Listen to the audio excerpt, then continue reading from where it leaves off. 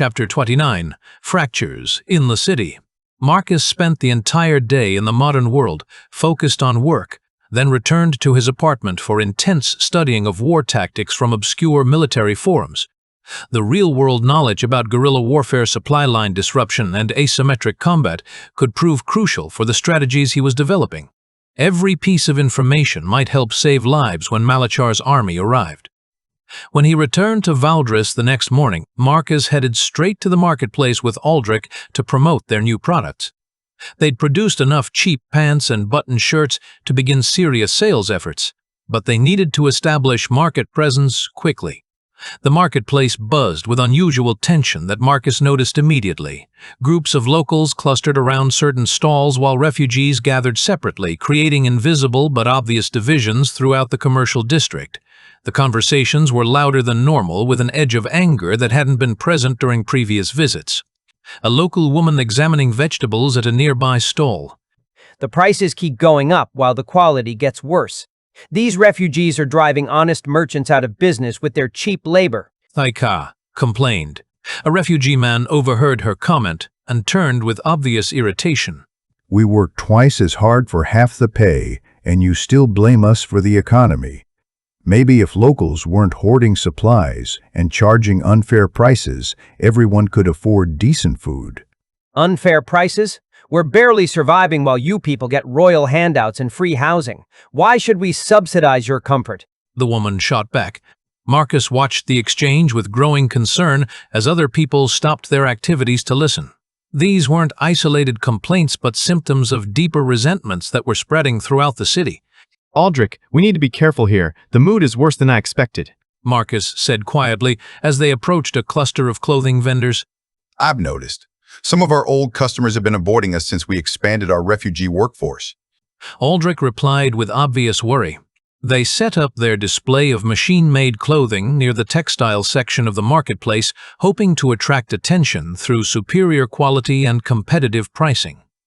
The garments were remarkably well crafted compared to hand-sewn alternatives with consistent stitching and precise fits that should have been appealing to any customer. But their first potential buyer, a middle-aged local merchant, examined their products with obvious suspicion. These are refugee-made, aren't they? He asked bluntly. They're made by skilled workers using new manufacturing techniques. The quality speaks for itself. Aldrich replied diplomatically. I don't do business with outsiders who undercut honest local workers. Find someone else to fund your charity projects, the man said dismissively. Similar rejections followed as word spread that Aldrich's business employed refugees. Customers who had previously been eager to work with them now acted as if association with refugee labor was somehow contaminating. Aldrich muttered after their fifth rejection in an hour. This is ridiculous. Our products are better and cheaper than anything else available. What more do they want? Before Marcus could answer, a commotion erupted near the grain sellers section. Raised voices quickly escalated into shouting as refugees and locals faced off over accusations of price manipulation and unfair competition. A refugee woman yelled at a local grain merchant. You're hoarding flour while families go hungry. I'm charging fair market prices for quality goods. If you can't afford decent food, maybe you should go back where you came from instead of expecting handouts, the merchant replied angrily. The crowd around them grew larger and more agitated as people chose sides in the confrontation. Marcus could see that this was exactly the kind of incident that could spiral into serious violence. Aldrich, we should move away from this area, Marcus suggested, but his partner was watching the dispute with fascination rather than concern. Look at them. Locals and refugees fighting over scraps while the real problems go ignored. This city is tearing itself apart over the wrong issues, Aldrich said. The argument escalated when a local man shoved a refugee who had been gesturing too aggressively. The refugee shoved back, and suddenly fists were flying as bystanders either joined the fight or scattered to avoid it. Thieves and parasites, someone shouted from the local side. Al, selfish hoarders, came the response from the refugees.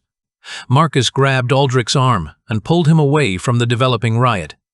This was exactly what the city didn't need with Malachar's army approaching. Internal divisions would make them even more vulnerable to external threats. City guards arrived quickly to break up the fighting, but the damage was done. The marketplace felt poisonous now, with locals and refugees glaring at each other across hostile divides that hadn't existed just weeks earlier.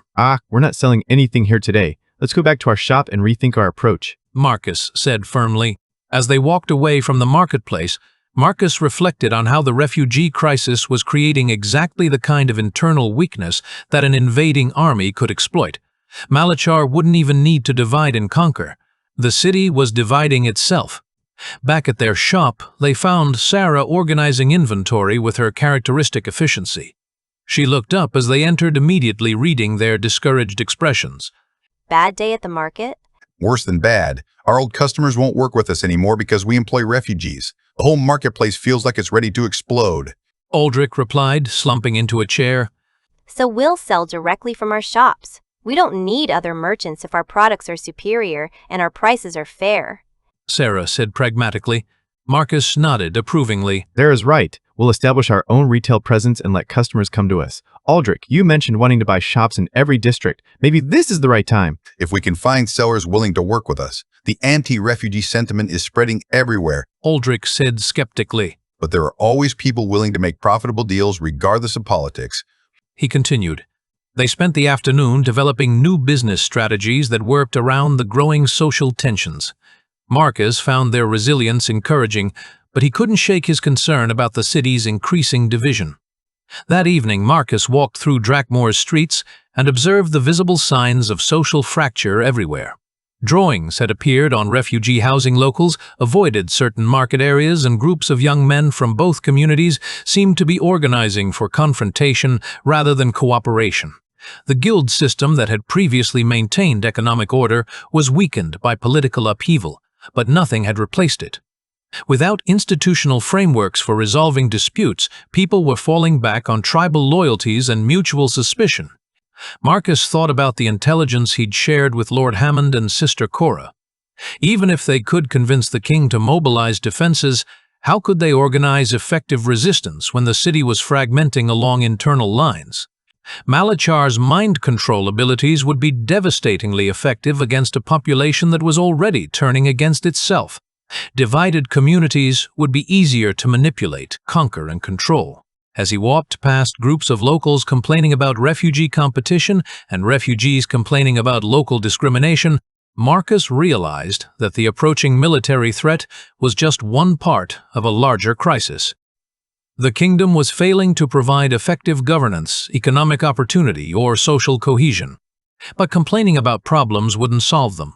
Marcus needed to focus on actionable solutions, warning the leadership about external threats, strengthening his business and family's security, and building capabilities that could matter when the crisis hit. Tomorrow, he would continue developing tactical proposals for the royal presentation. He would also need to check on the defenders' preparations and coordinate his family's contingency planning. The approaching storm required preparation on multiple fronts simultaneously.